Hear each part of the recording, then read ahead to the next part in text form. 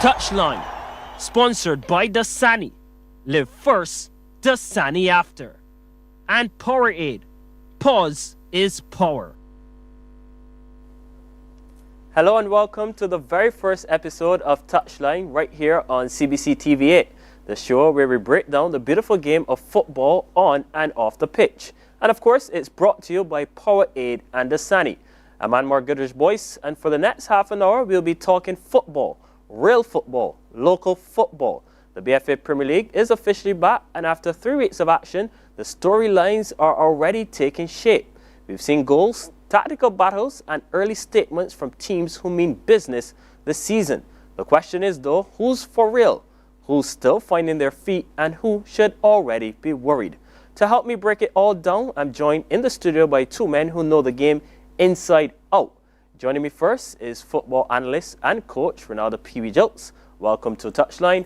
And sitting next to Ronaldo Jilts, I have former national goalkeeping coach and former national goalkeeper, one of the most respected voices in local football, Robin Paris. Robin, it's great to have you. Thanks for having me, Anwar. We'll take a break and come back with highlights and so much more on the TouchLine.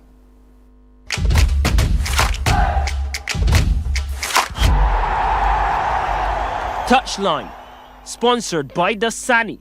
Live first, Dasani after. And Powerade. Pause is power.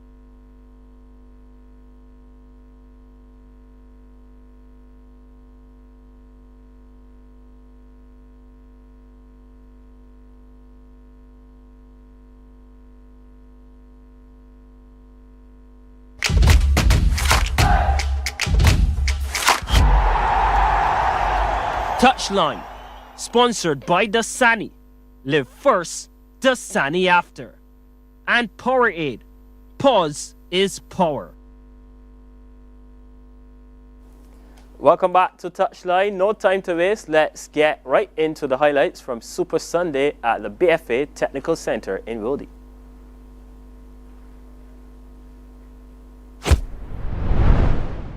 Ellerton in the Red Tops versus Pride of Gall Hill to set the stage for another Super Sunday in the BFA Premier League. Both teams looking to close the gap on early leaders Paradise, and it was Gall Hill who had the chance to draw first blood. Off the ball incident leads to this penalty for Gall Hill. Ramon Rollins then stepped up and converted, scoring the first and only goal of the match. Final score, Pride of Gall Hill 1, Ellerton 0. Second encounter, St Andrew Lions up against Wharton. 10 minutes in, and Shamar Edwards will never score an easier goal than this. What was the keeper thinking? Edwards with an open net. Lions lead 1-0. Fast forward to the 20th minute. Lions playing out from the back. Switch to attack, and Thierry Bradshaw is in. Finds the bottom corner. Lions up by 2. And the score was 3-0 at half-time and full-time. Cross into the box, and Kamani Cox gets the final touch.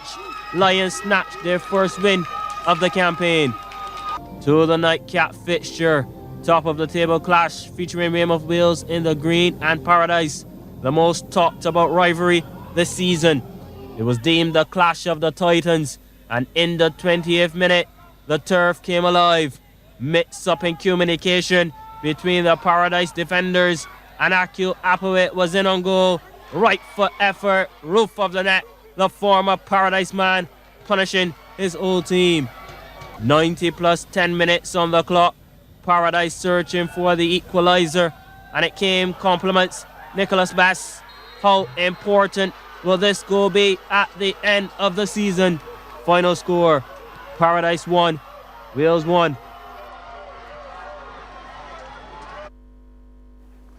That was the action from Super Sunday. We'll take a break and come back with full analysis.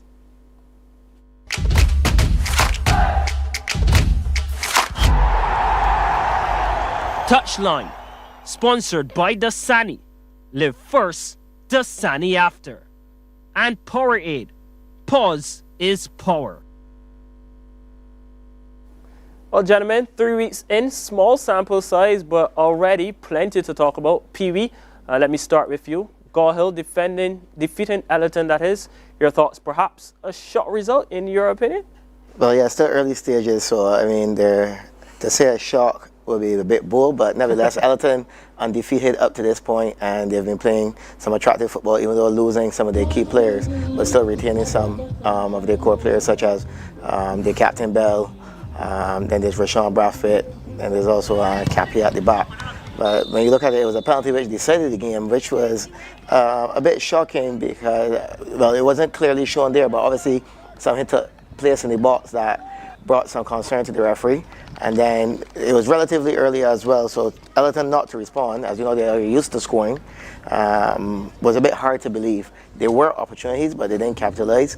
However, this is Ellerton, one of the more experienced teams in the Premier League, so they will definitely know how to bounce back. But credit to Gore Hill for earning their first win of the season. As you know, they suffered a heavy defeat in their opening game. Then they were narrowly beaten by Brighton Hill. So it's still early yet, but it's good to see that these results continue to maintain the interest of the spectators.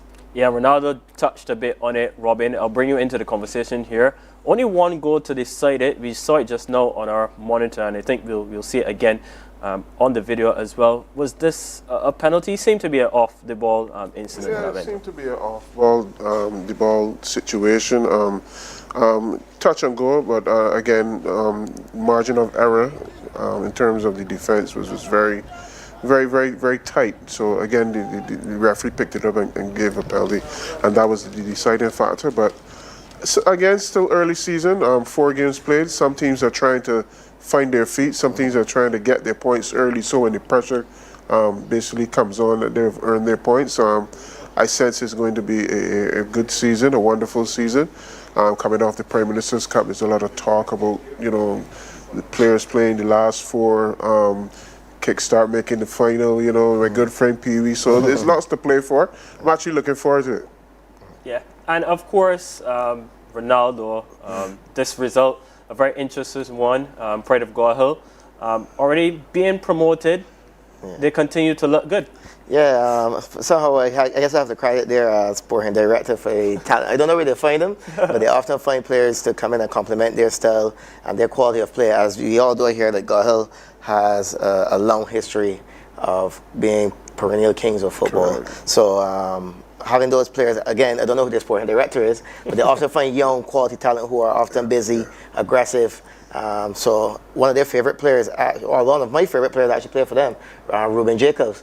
Who's the son of an icon or a legend in Barbados football, Paul Soutlevel. Yeah, he's one of my favorite players. Then you got Rodarico Marquez again, more pedigree coming off Ronaldo Marquez. So I look forward to seeing them actually throughout this league. They returned to Premier League last year, caused quite a stir.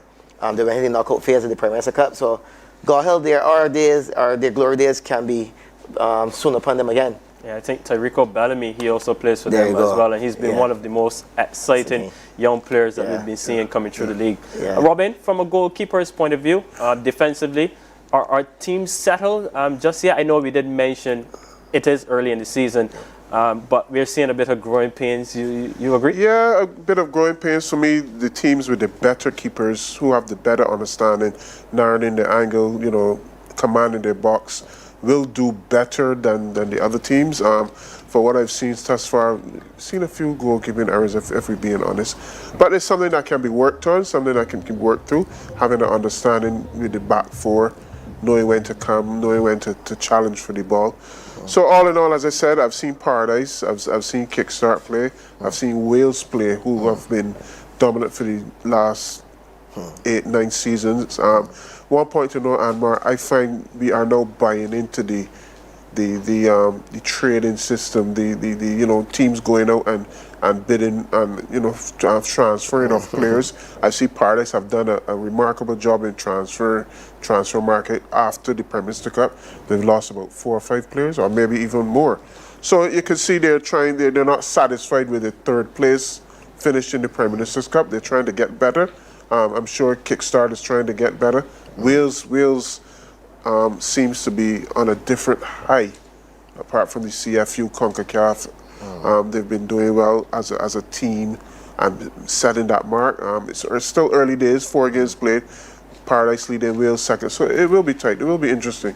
Yeah, do definitely agree. We've seen Some very good goals, but also some costly mistakes. I guess that's all part of the early season football that we've been seeing coming through, guys. Yeah, most definitely. If I may touch on the second game, which we saw on the screen between Lions and Wharton. Wharton being going through it somewhat. They had a very good auto season, Prime Minister Cup. But you know when you lose a talisman like Darian King, those are big shoes to fill. Loss. You know, so not having him, and then what I saw there in the game, there was a new goalkeeper. I didn't quite get the name of him, but missing someone like a guard who was a towering the goal. I didn't quite get the goalkeeper who replaced him, but we saw there that there were elementary errors, and you were a goalkeeper. I honestly don't know the intricacies of the margin of error is very, very, very slim when it comes to goalkeeping.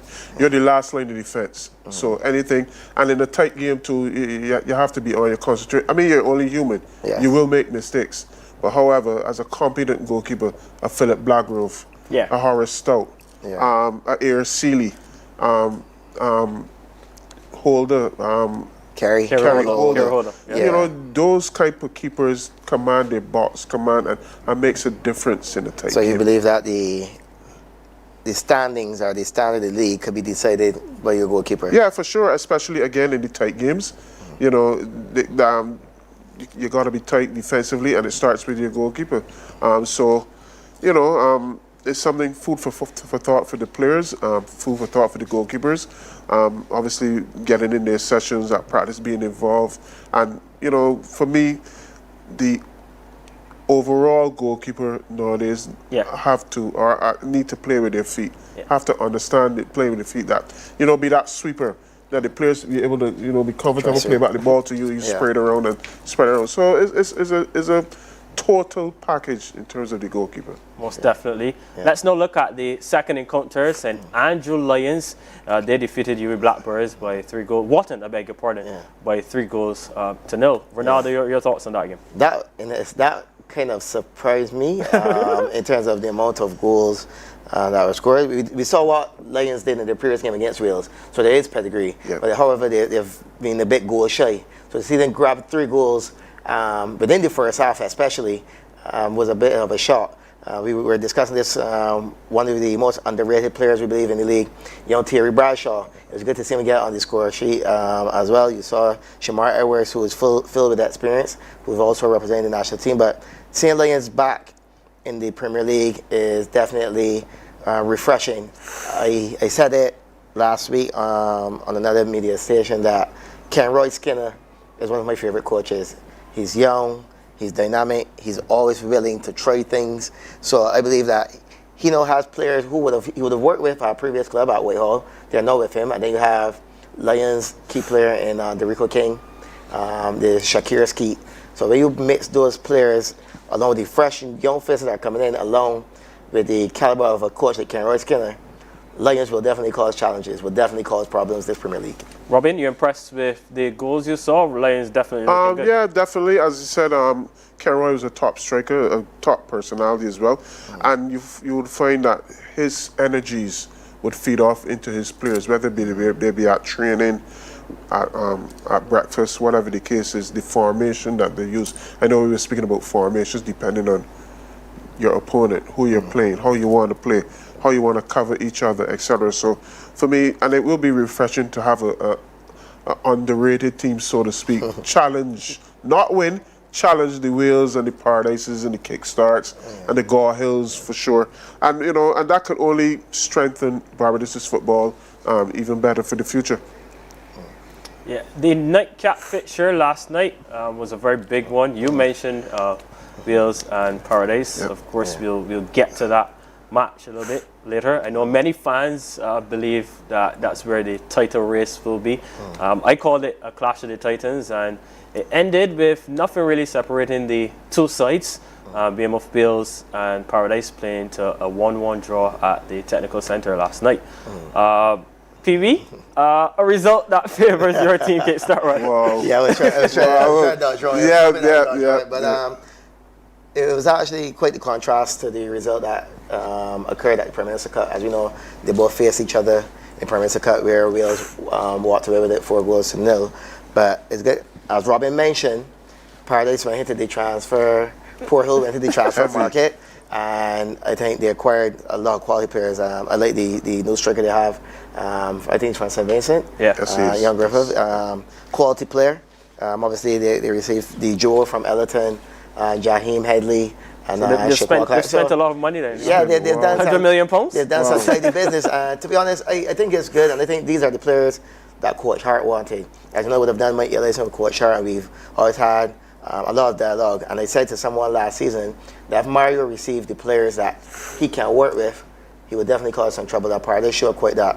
Wheels are wheels. We know over the last close to decade, they've been that team to always attract the best players. Played in the CONCACAF club competition last year. So they have that experience, having that exposure, and having the experience of some of the players in the team. I believe at least each player in that team has played for the national team already. Yes. So having that experience definitely supports their push for the league. And any other title, you come in with that confidence, Robin. You come in with that aura, that swag. So last night result, yes, it did favor Start Rush because we face an opponent tomorrow where we will definitely aim for 3 points to join the Dover lads at the top of the table. But all in all, I think it was a competitive encounter that the fans definitely enjoyed. Robin is eager to jump in. I was just thinking about I've been looking at it from a different point of view, from a coaching point of view. Yes. Kickstart, Ronaldo. Paradise, Mario Hart. Wales, Asquith Lord. Asquith.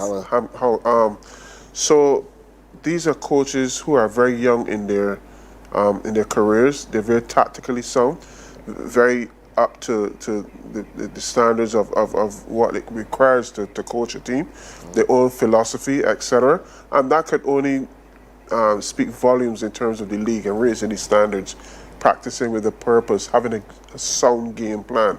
And I just love it. I just love the sound of it, the look of it, and for me, it's going to be very exciting. Yeah, quickly, Pee Wee, from a coaching point of view, you think both teams will be happy with that point last night? I don't think Wales will be. Wales like to lead from the front. You know, if you're looking at horse racing, they're a front runner. So they might have, especially after taking the lead, and then after how well they did last year at the CONCACAF competition, they obviously see themselves as obviously the kings of the hill. So I believe that they may be a bit more disappointed in the result, especially after drawing with Lions the previous game. Paradise too will be kicking themselves because they've been flying. They've been out the gates the fastest, perfect record from everyone else. 3 wins in a row, having the quality of players that they have. They definitely be kicking in themselves. But I think Wales, out of the two, would be feeling it more than the other. Yeah, and obviously, so far in the BFA Premier League, we've seen so many goals, but this goal is the goal of the week.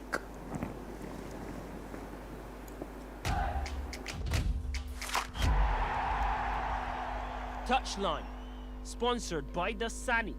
Live first, Dasani after. And Powerade. Pause is power. The Paradise Engine Room at full tilt. Wonderful touch from Kamal Griffith, measures, and goodness me, the top goal of the season so far. Hit the replay button, please. Worth the admission and more.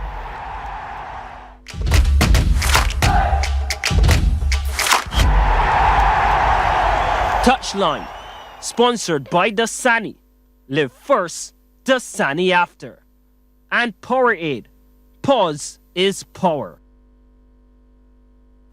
What a perfect strike it really was. Now let's look at the table standings for the BFA Premier League. Obviously, after last night's triple header, we'll have a look now to see how the teams shape up ahead of tomorrow's double header. Yeah, well, we'll wait a bit on that, the point standings. But I know we do have a couple of people following this show. We do have some guys sending some WhatsApps. But, Pee Wee, I'll ask you this question. What will be the game plan for tomorrow? We don't let him too much on the bag. We don't want to be complacent. We know where you is, but we also know the caliber of UWA. I mean, they're the inaugural champions of the Prime Minister Cup. Having a tactician like Fabian Messiah on their guard. So UWA, they're always a formidable opponent. So the game plan is just deal it one game at a time, one play at a time, see what they have to offer, and then we look to exploit their weakness and basically demonstrate our strengths. Yeah, so unfamiliar to Robin for UE to be in this position. You know, they're one of the two teams right now currently in the relegation zone. I think they'll have a lot to come out and fight for against PV's team tomorrow, so that game should be quite of a battle. Yeah, correct. For me too, again, Fabian Messiah and Ricardo Cracker-Gordon, has been with the UE for a number of years. He would know what it takes, you know, in terms of being gutsy and intense and try to pick up some points. So it would be a good battle. It'd be interesting to see how UWI rebound, or you know how they enter the game and how Kickstart reacts. Yeah. Well, Ronaldo, I'll put you guys on the spot here. I'll start with myself. I think that Paradise are the favourites to win the league. Weymouth Wales, obviously, they're always so experienced. I think they will definitely the challenge. But I've been talking to a lot of people, and a lot of people do share the same view.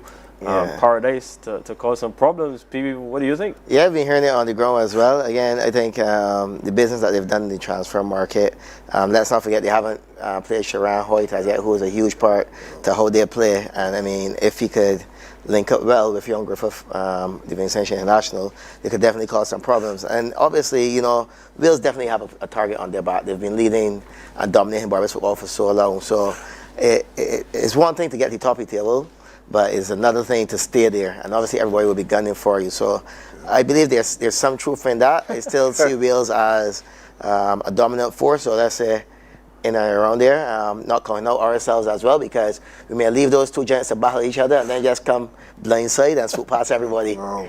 Yeah, and it's interesting. I asked the question because on the WhatsApp, this person, Zavi08, says, "Good night, panel. I know it is early days in the Premier League. Who are the favourites to win the league in the panel's opinion?" Well, I shared mine already. So now the game is Robin.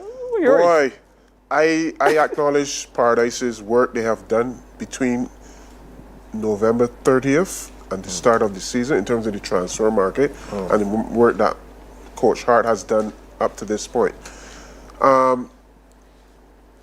But you can't ignore Weymouth Wales. They've done it numerous occasions. They have the cohesion, the experience. They have everything that it takes. And for me, just watching Wales, when they need to make a statement, they make that statement. However, for the sake of football, nothing wrong with having a new champion. Nothing wrong with having a new champion. But we have to be bold to bet against Wales. Yeah. And don't forget, it's a long season. It's about peaking, being consistent, and being stable. Injuries could come into play, suspensions, etc. So long season, but it'll take a lot to beat Wales. Yeah, great analysis, Robin. New year, Robin is hoping for a new champion. Don't you move. We'll take a break and return with more on Touchline.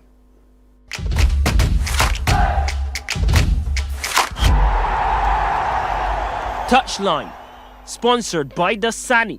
Live first, Dasani after. And Powerade. Pause is power.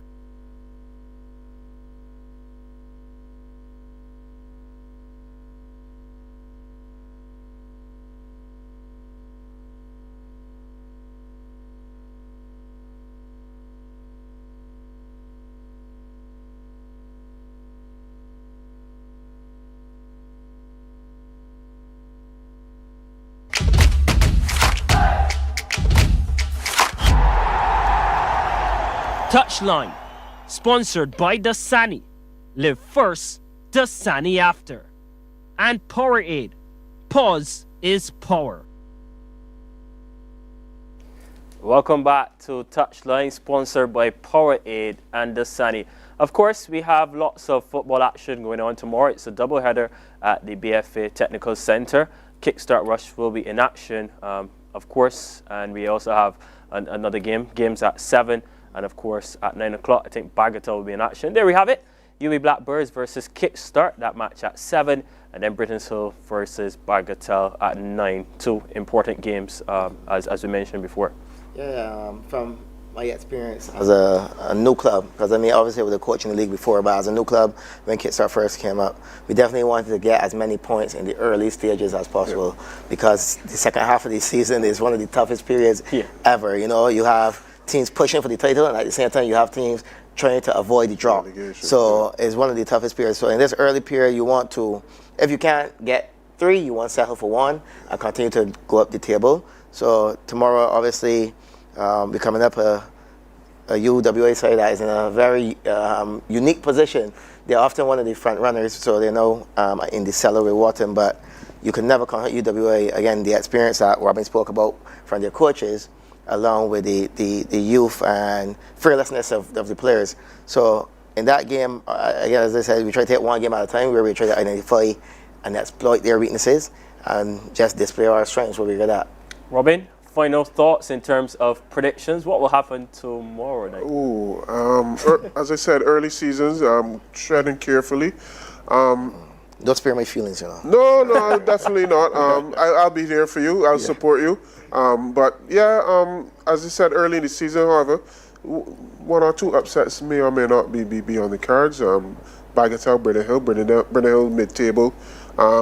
Traditionally a strong team over the years, especially with Coach Ford, who's another tactically sound coach as well. So it'll be interesting with the matchup. I predict a 1-1 draw for Brennell Bagatelle. I'm not willing to predict the kickstart of UWA. No, I'll sit on the fence with that one. I'll just watch around. Yeah, I agree with you guys. Next time, hopefully next time you come here, I'm the one that's smiling. Well, we've come to the end of our first edition of Touchline.